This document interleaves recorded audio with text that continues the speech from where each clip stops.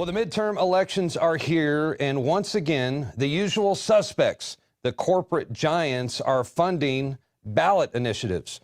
There are GMO labeling propositions, for example, in Oregon and Colorado, and Monsanto Corporation, along with Coca-Cola and Pepsi, they are spending millions of dollars on ad campaigns urging people to vote no on GMO labeling. They say the labeling will hurt local farmers and the economy. Greg Palast, I'd love to get your take on this. I mean, come on, Monsanto, do you think they're really concerned about family farmers? No, but they're really concerned about Monsanto and their robo farms. I mean, Monsanto is, of course, they're selling seeds that are genetically modified, and they sell like Roundup ready soy. What that means is that you can dump a bunch of chemical pesticide called Roundup on the soybean, and supposedly it isn't ingested into that bean. The problem is that Monsanto not only tries to control the ballot box, they try to control the science. In an investigation I did for The Guardian, I found out that Monsanto, for example, in the analysis of their hormone BST, which is used to get cows to produce more milk, they gave the Food and Drug Administration tests which showed that there was no problems after 6 weeks of ingesting food and that had BST. What they didn't include, and some scientists from England found in the computer tapes, was that after 6 weeks, if you add a couple more weeks, weeks 7 and 8, cows started having pus in their milk. Isn't that nice? Yeah. And lesions. That was left out of the Monsanto presentation that got them the good housekeeping, yummy, edible stamp of approval from our Food and Drug Administration. But that was foregone because they had their own people. The head of the Food and Drug Administration came right out of Monsanto. And and this is a bipartisan thing. I mean, the Monsanto is extremely close to both parties, but especially, by the way, the Democratic Party.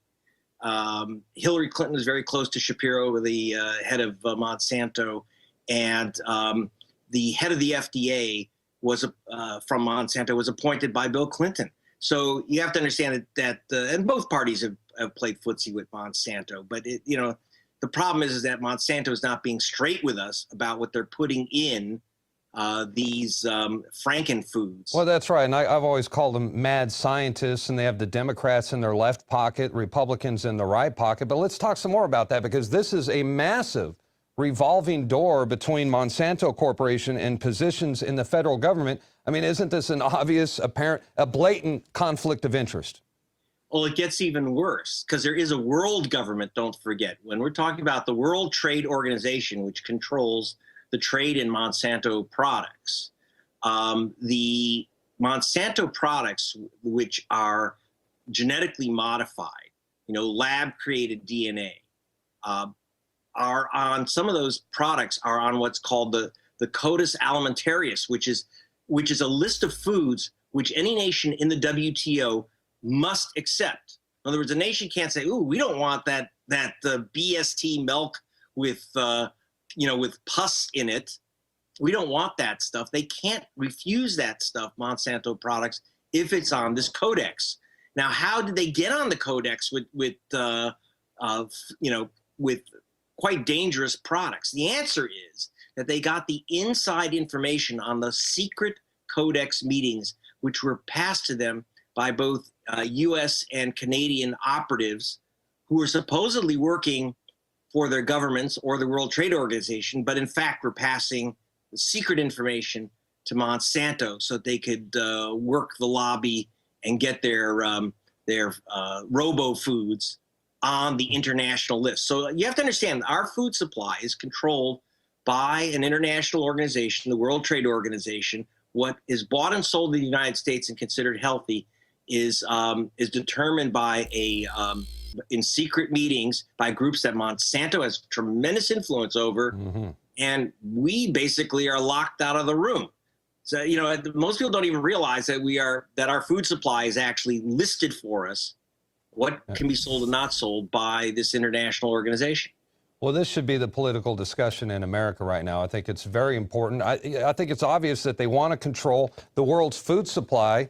And I'm starting to worry about Hillary Clinton. She looks like she hasn't slept. I think she's getting frustrated. She looks like she's very concerned about feeding African children. The food aid campaign in Africa. Tell us a little bit more about that. Well, there you go. I mean, part of her plan is to require African nations to accept genetically modified foods designed and owned by Monsanto, which of course is really disastrous in a place like Africa because those seeds cannot be reused. In other words, for thousands and thousands of years, for millions of years, humans, since we started agriculture, actually tens of thousands of years ago, have reused seed from a prior crop. But if you start using Monsanto products, you have to buy the seeds every year.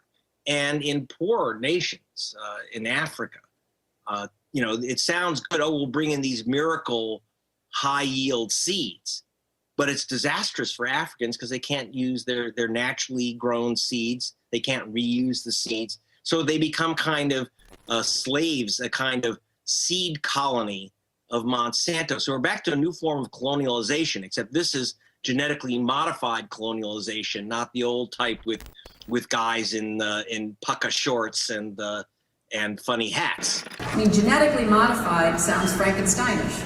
Drought resistance sounds really something you want.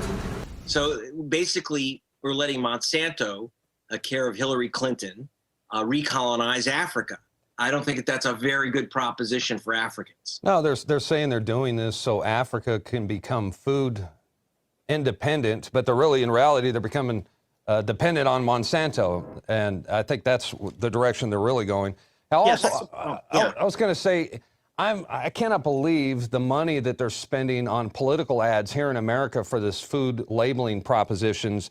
They're spending $3 million opposing GMO labeling in Oregon, $4.7 million in Colorado.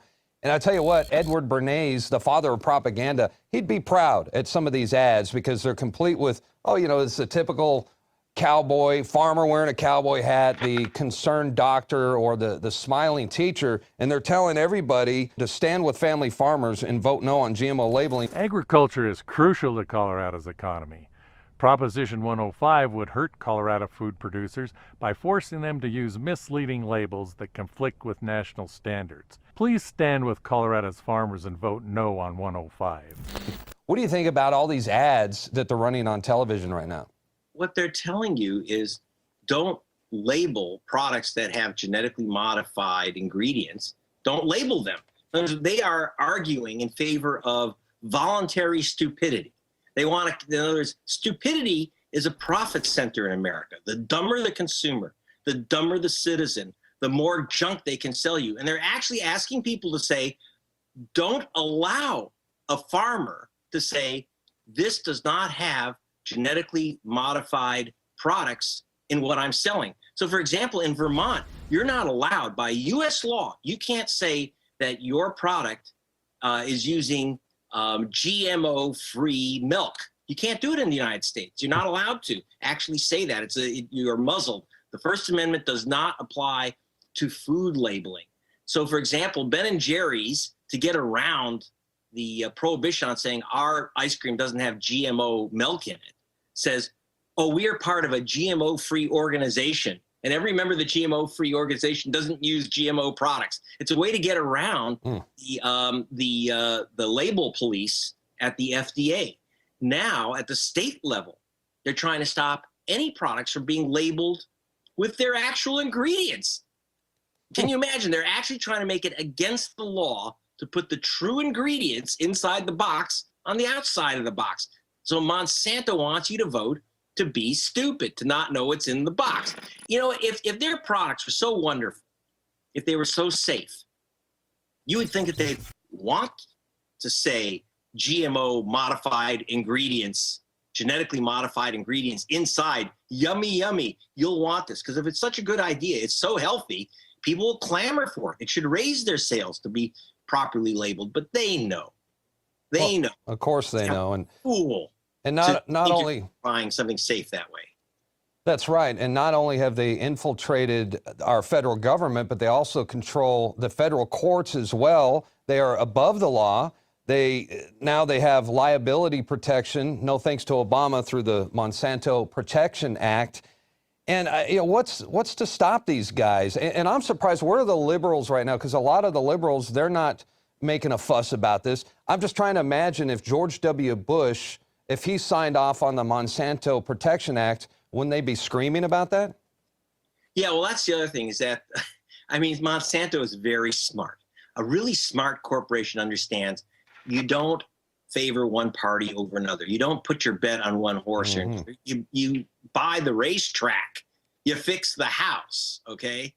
And Monsanto is very sharp in making sure that they just load up the Democratic Party with cash. And they've been huge supporters, especially of the Clintons. And the FDA has been genetically modified at Monsanto's request. Mostly, I mean, the Bush administration had their hand in these games with Monsanto, but nothing close to what the Clintons did. And I think that a lot of Democrats who are sitting there eating bean sprout sandwiches and making sure their kids have, that they buy things that are organic, and they go to Whole Foods and they pay triple. I think that they would be shocked to find out that, in fact, a lot of those products that they think are wonderful and organic and free of any manipulation are, in fact, Frankenstein foods that are not properly labeled, care of the Clintons. That's right. It's a big problem. I mean, this is the problem of pretend partisanship. They own both parties, and that's what I guess a party is for.